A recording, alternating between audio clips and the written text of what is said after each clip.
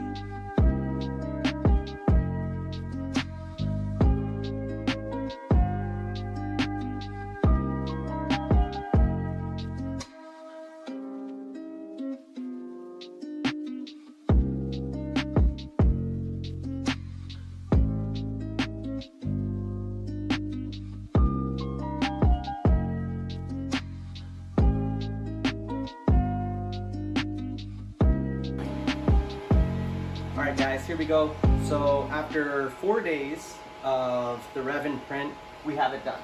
So I'm pretty happy with the way this turned out.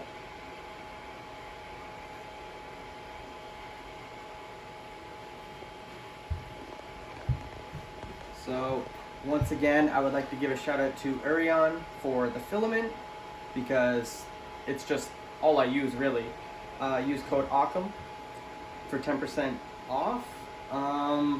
Yeah, the thing came out really good. If you guys would like to see me do another build of this, but actually finish it, let me know in the comments. Other than that, fits pretty good.